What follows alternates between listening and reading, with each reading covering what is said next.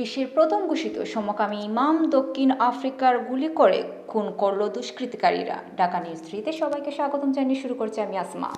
আসসালামু আলাইকুম। এতক্ষণ শুনছিলেন সংবাদ শিরোনাম, এবারে বিস্তারিত।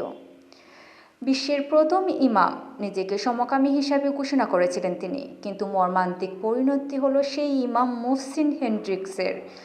দুষ্কৃতিকারীরা গুলিতে যাত্রা হয়ে গেল তার শরীর।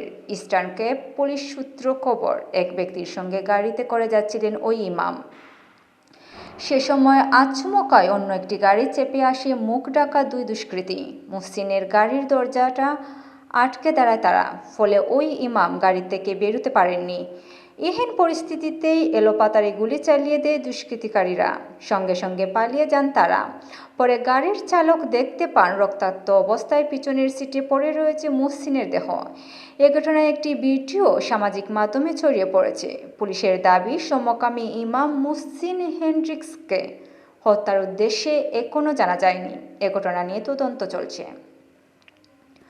তবে প্রাথমিকভাবে অনুমান, মুহসিনের হত্যা আসলে টার্গেট কিলিং। আন্তর্জাতিক সেলপিয়ান গে, বাইসেক্সুয়াল, ট্রান্স এবং ইন্টারসেক্স অ্যাসোসিয়েশন এই হত্যার নিন্দা করেছে। 1996 সালে নিজেকে সমকামী বলে ঘোষণা করেছিলেন মুহসিন হেনড্রিক্স। তার জন্ম দক্ষিণ আফ্রিকার কেপটাউনে। এই শহরের কাছে সমকামীদের জন্য আল গুরবাহ নামের একটি মসজিদ নির্মাণ করেছিলেন এই ইমাম। 2022 সালে দ্য রেডিক্যাল নামে একটি তথ্যচিত্রের বিষয় হেনড্রিক্স পূর্ব তার বিরুদ্ধে প্রাণনাশের হুমকির কথা উল্লেখ করেছিলেন। তিনি সংবাদপত্র গার্ডিয়ানকে বলেছিলেন যে তাকে দেহরক্ষী নিয়োগ করার পরামর্শ দেওয়া হয়েছিল, কিন্তু তিনি কখনো আক্রমণকে ভয় পাননি এবং বরাবর সত্যের উপর জোর দিয়ে গেছেন। 29 বছর বয়স পর্যন্ত হেনড্রিক্স আরবি ভাষার শিক্ষক এবং ফ্যাশন ডিজাইনার হিসাবে কাজ করতেন।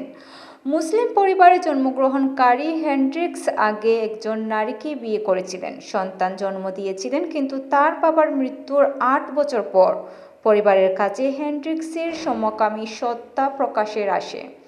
ফলে তার বিবাহ বিচ্ছেদ হয়। সূত্র লাইটমিন্ট।